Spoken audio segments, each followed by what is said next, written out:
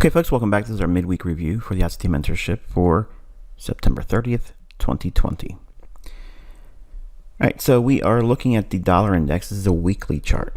So I've been looking at this all day, trying to come to the decision of what I want to do because I have to co-sign. Every time we sit down, I have to give you my opinion. And I have to admit, I'm a little stumped on this one, but I'm going to do what I do all the time and tell you what I think. Let's cover what's salient for the moment. Obviously, we had the little short-term pop-up like we were anticipating. I'm not terribly bullish on dollar. Like I said, it was just a modest bullishness. What I'm looking at is, does the dollar want to go lower over the next coming weeks and go into this area right in here? Because we had this area for the longest of time when we were waiting for this to drop down. Now with this rebound here in a short term, does it roll over and make an aggressive run for this? Maybe that's what we're looking for into February of next year. And that's a little bit of a long-term horizon, but we're looking at a weekly chart, so we have to add a lot of time to that. And not that it's likely to occur, I'm wondering if there is any support to that idea when we get through non-farm payroll this Friday. Obviously, you know that today at New York Open, you should not have entered or assumed any new positions. To do so is low probability. So we watch from the sidelines the rest of this week, and it's something you have to get used to if it seems alien to you, but it's beneficial because many times the unemployment numbers that come out on non-farm payroll kind of act like a Judas swing. Not all the time does it do this, but the majority of the time you're going to find that it does similar things like that. In other words, whatever the market does that particular day, sometimes just throws a wrench into anticipation and sentiment and viewpoints that traders have, and they get caught up in that short-term volatility, up and down like it used to be. So we're going to see what happens this Friday, and it'll hopefully give us more, at least give me more insight as to what I want to do for the month of October. But I'm looking at this idea as a long-term. If we trade above last week's high, I don't think it needs to come up here entirely to rebalance and then go lower. I think it has done enough. When we get back into our daily chart, you'll see again things I've already mentioned to you before. It's gone up enough, in my opinion, to correct and then create another leg lower. Kind of like this here. But if we do come down and rally one more time, I would look for consequent encroachment of this range. Not so much a complete filling in of that. I'd like to see it stay open a little bit, much like it did here. Didn't completely close in. I'd like to see the upper half of this one single candle. I'd like to leave that open because we already have this anyway. So, but if it needs to trade up there, then, obviously I'll be wrong. But going forward, I want to see if non-farm payroll gets in sync with this idea. Does it want to send it lower? Okay, and that's pretty much what I'm going to go with for now. Let's go drop into a daily. All right, so we had all these candles in here. I said it's basically balanced. We had a small little imbalance right in here, fair value gap, which we traded up into there. And yeah, you can incorporate the old low if you want to, but I'm looking at this area here, and it looks like it's pretty much balanced until we get up to here. Can it start to decline and then rally, pump up one more time and get into this area, and then that creates the short-term high that sells off at a later time, maybe in October?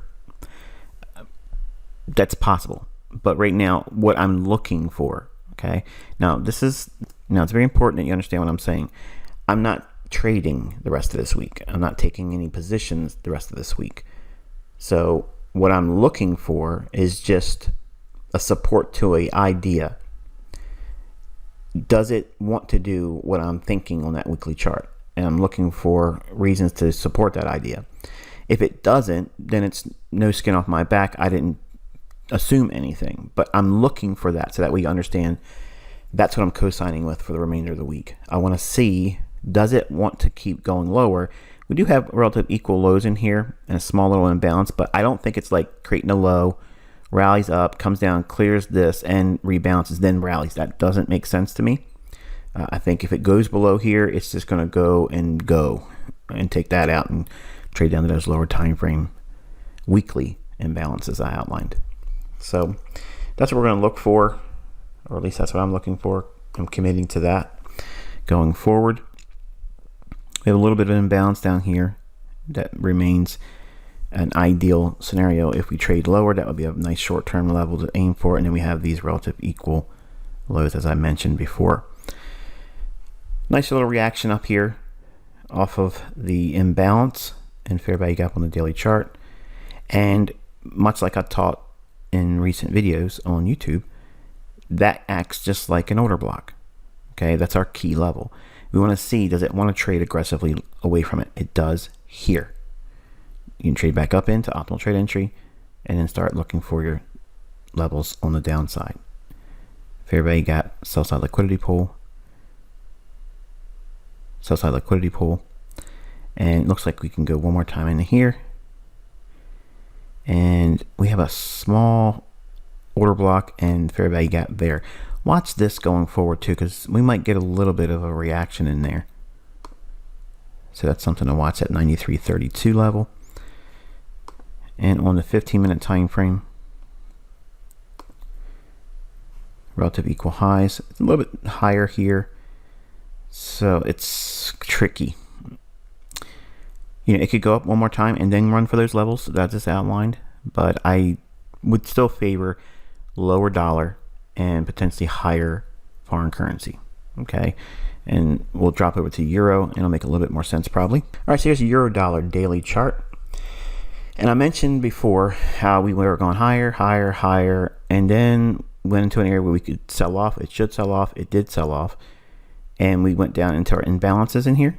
And I said, we have to be mindful that we have gone up, then went up again, and this could be just a long-term consolidation where they drop down, take out all the trailed stops on a higher time frame daily. And then once it does that, it could potentially start to trade higher longer term and send that dollar lower, down below to 90 and maybe into 88s. The stage is potentially set right now for that, because if you look at what we've done, we had the imbalance here, and then this one here, we already mentioned that, sell side liquidity, traded down below. Okay, and if it starts to rally, if it gets back above this small little gap where it creates one single candle down, if we trade above that and come back down into that as a support, I would be filling as many long positions as I could, me personally, because I think that would be very bullish for the euro, because it would also be a breaker that would be bullish. Okay. So, but it needs to trade above this for me to be 100% certain that I want to go in heavy-handed. I'm not advising you to do that. I'm not advising you to trade with live funds. That's not a secret code phrase to say, put on a live trade. No, I'm not, I'm not doing that. I'm just telling you how I'm thinking about what we're seeing in euro. I thought about how I wanted to say these things and trying not to go into too much tinfoil hat. Okay, but I watched the debate last night, and man, what a train wreck. I miss Reagan. I'll just say it like that. Okay, that was the last real president. You know, he conducted himself with class, and just, he was a real leader. A lot of people had issues with his economic stance, but bottom line is he was the man. So what I saw last night is just further solidifying the things that I've mentioned all this entire year, that you need to prepare, get yourself ready at home, get some extra food, some staples that, you know, can go 6 months or so if you can. because I think we're going to have some real crazy volatility. And let me just start lacing the videos with this now, because I don't want anybody thinking, why are we so cautious? I think the word would be in the first week of November and the last week of October, because we're going to see something in the marketplace that's going to be untradeable. Okay, let me make it very clear for you. If you look at what happened in 2016 when Trump was elected, there was some crazy volatility. It went like all over the place. I think it's going to be many times worse than that, regardless of who wins. I'm not speculating because I don't know who's going to win. Okay, I knew Trump would win in 2016. It just felt like everything was going to happen that way because he's the perfect fall guy. And now here we are. We have all these things going on. It's the Wild Wild West in the streets. It's violent. It's madness. The stock market crashed, and now we're back at made new all-time highs. Man, it's like I don't want to ask what 2020 has left. I don't want to know. Okay, it's just going to be nuts. And these months coming up are going to be potentially wild with volatility. But the last week of October and the first week of November, at least the week ending, let's see what that is so we can all be in agreement. All right, so we have October. So here's the election. So the week of the 6th of November. So the 26th to the 6th of November. Okay, 26th of October to the 6th of November. I am not going to be giving you anything in terms of co-signing. So I want you to understand that. I don't want any of you getting in there and potentially hurting yourself, because I know most of you in here don't listen. And what I mean by that, you're going out and you're trading with live funds. That's what you're doing. And I told you not to do that. But I am going to only be doing reviews and not projecting anything going forward between October 26th and November 6th, because I am not going to be able to lay my head down at night and not be worrying about, many of you potentially harming yourself, because we are going to see things in the marketplace that could potentially, and I hope I'm wrong. I absolutely hope I'm wrong. I hope I don't see any of this stuff. I hope it is easy trading. I hope it's just textbook. I hope that's what happens, but I don't see that coming. And I don't want anyone in here getting hurt. You're making an investment by being here. These 2 weeks here, treat that like Christmas holiday. You just don't do it. Just watch. And, you're going to see probably things that would have been, wow, I wish I would have been in that. And then maybe we'll see things, man, I'm so thankful I'm not in that. Okay? Because I think that's really what's coming. And I don't think it's going to be tradable. Like, I don't think we'll have the ability to participate in the move that takes place. I think it's going to be like a swan event. So there you go. All right. So I'm going to keep prodding that, not so much like I just did here, but every time we record going up into that, I want you to remember I'm talking about the 26th of October and the 6th of November. I will not be talking about what I think is going to happen those weeks. I will not. It'll only be, well, this is what happened, and then I'll talk about what happened. That's it. Okay, so I don't want any of you upset. I don't want you thinking, oh, you're not doing what you're supposed to be doing. I'm telling you the reasons why. And we're doing it well in advance, so that way everyone is aware. Okay? So there you go. Let's go back to the discussion. Now, this could be potentially, like I said, a run on the sell side liquidity that leads to another leg higher. Now, that would be extremely exciting for Euro, because that means if we had this price run here and we consolidated, went down, take out the sell side liquidity, and it resumes and goes higher, well, that would look like something like this.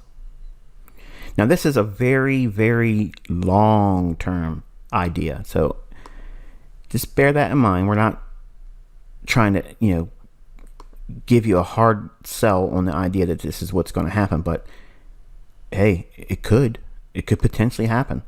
We could see something that leads to this. Now, I'm not saying this is the duration, like getting there, that amount of time, but this could be the level that could be drawn to if we get a complete collapse in the dollar.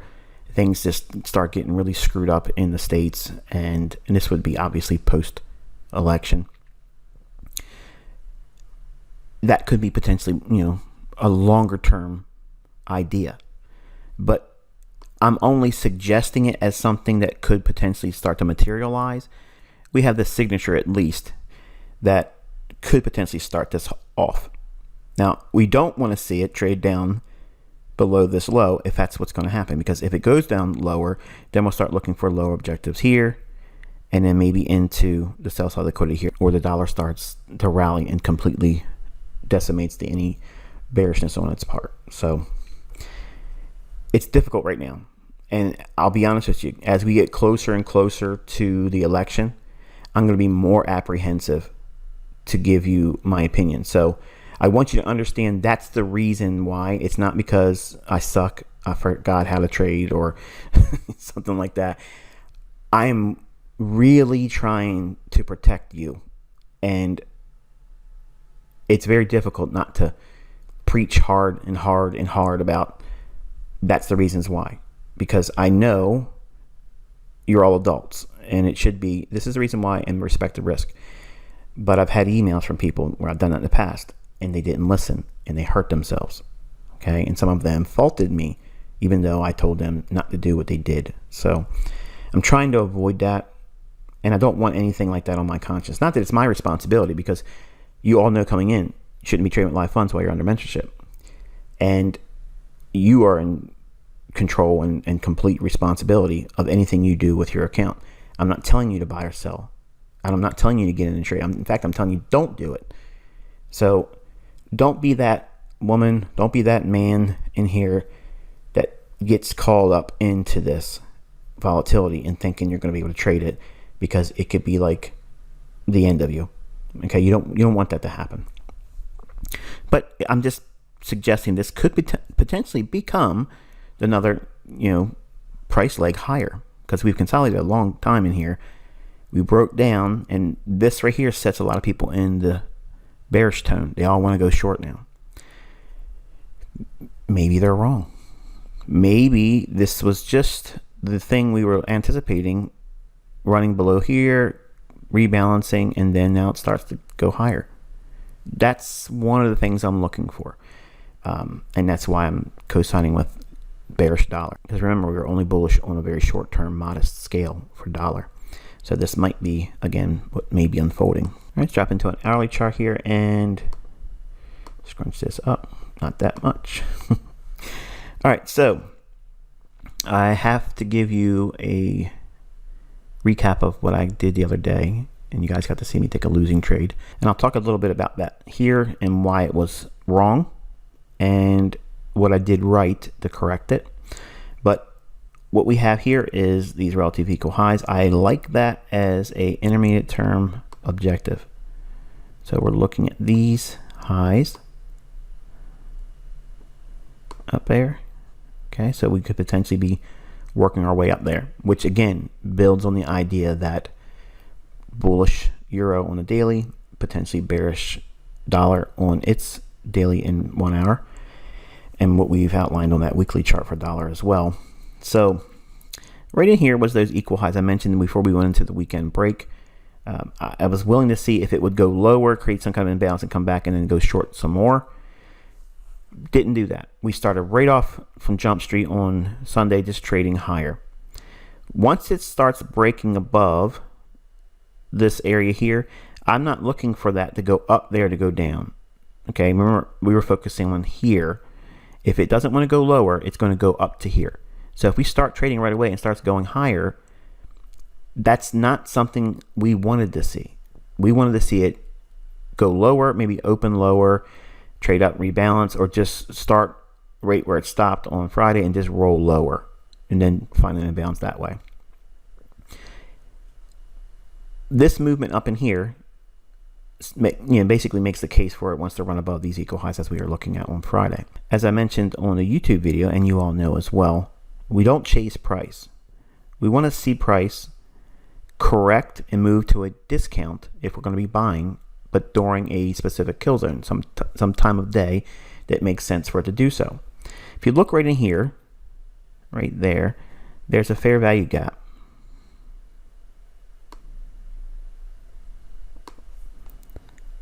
And I need to borrow that little magnet right now. All right. And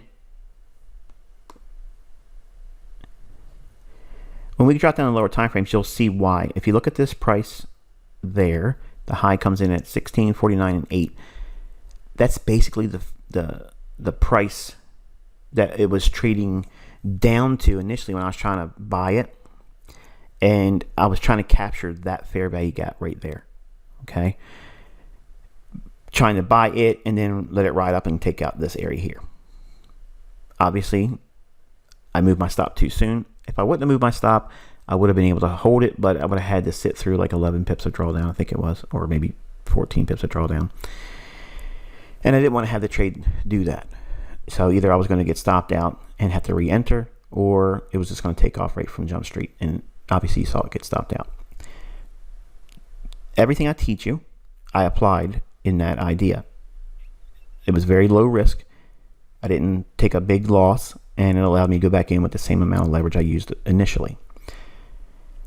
Inside of this price leg here, okay, this is the sell side of the curve, and this is now the buy side of the curve. This is a market maker buy model. Just like this is a market maker buy model that just recently completed. This is a market maker buy model that potentially could be completing in the next day or two. And this is a potential market maker buy model where it could potentially run up there and take out that liquidity. But I want to look at this little area right in here on a 15-minute time frame. I'm going to show you how everything lines up.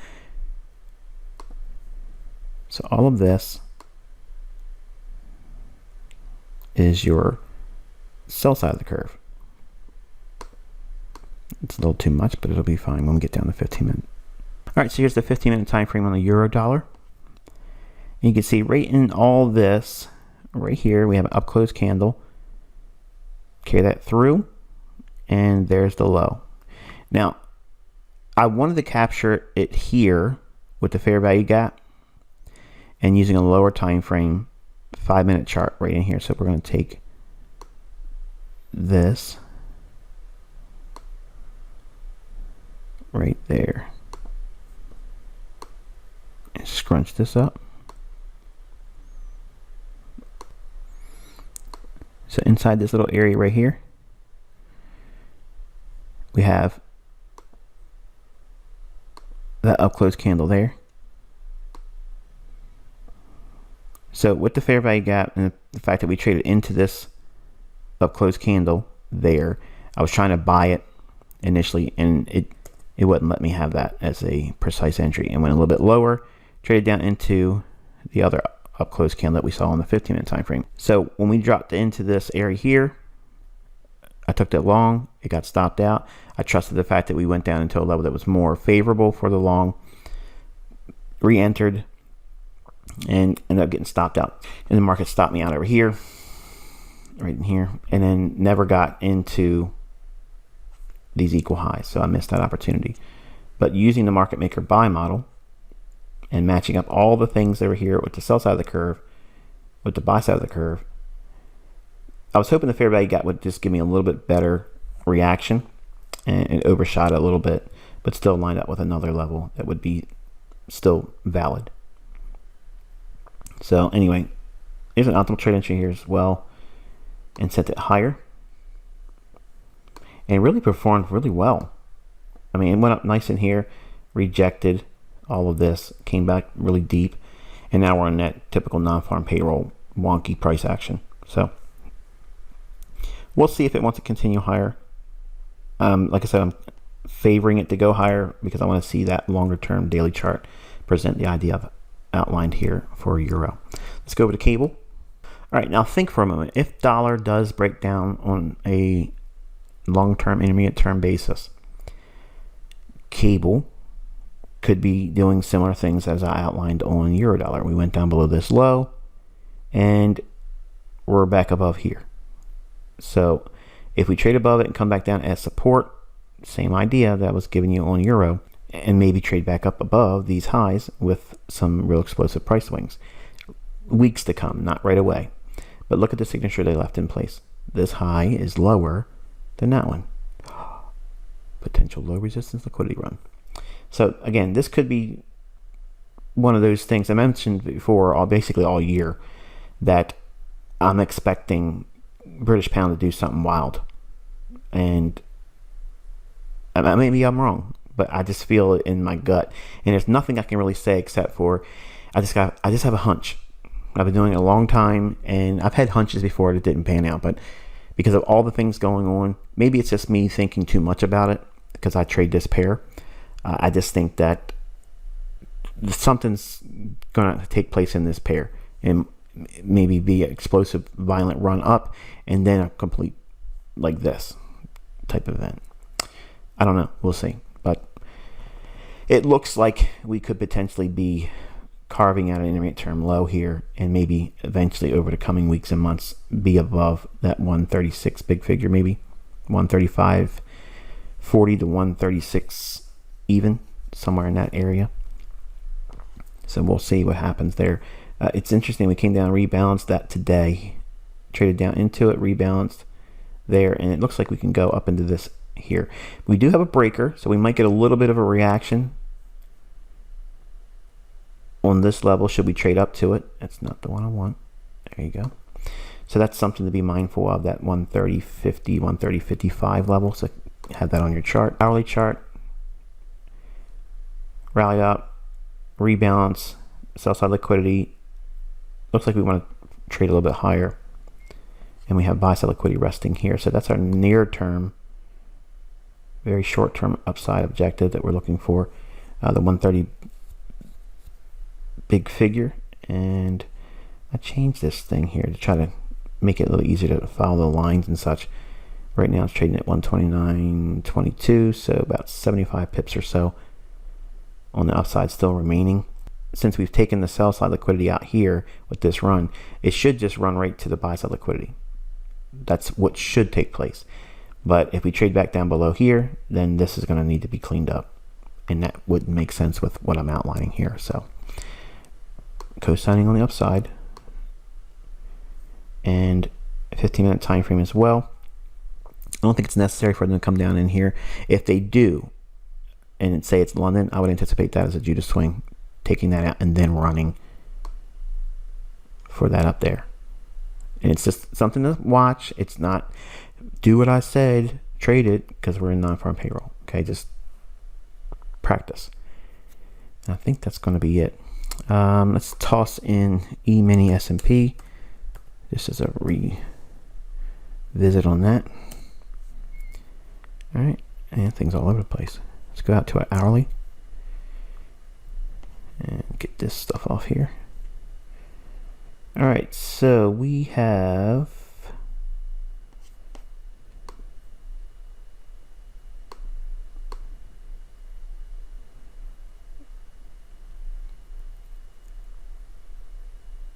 a thing. There you go. It's almost like a game for me. I got to keep moving around so it doesn't jump. I want to get as close as I can. You know, you do the same thing. That magnet thing on this trading view is what I'm talking about. So we have buy side liquidity up here, slightly higher high there, but let's see what we look like on a 4 hour. 4 hour, we ain't looked at that in a long time. Have a little bit of an imbalance still right there, but then we have all this.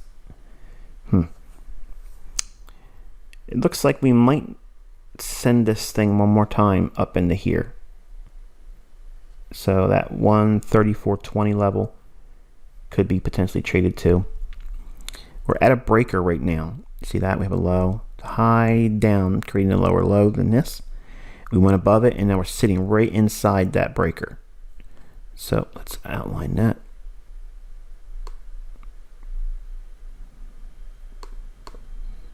So we're in that, and it could potentially run into the buy side liquidity. Let's drop back down into a 15. Yeah, that gives a little bit more context. I might be wrong, but still it gives us a little bit more context. I don't like this gap. So they may need to take that down and clean up that, but we look as if we may want to go up into that area there.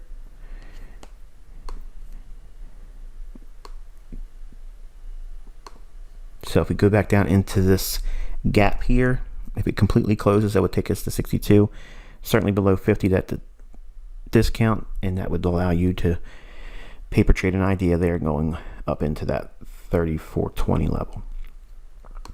And I think that, folks, is going to be it. And I will catch up with you all by way of YouTube tomorrow. I'll have a video there, and then we'll have our Friday review for non-farm payroll, and then maybe it'll give us some kind of insight on what we're anticipating going into next week. Until then, I wish you good luck and good trading.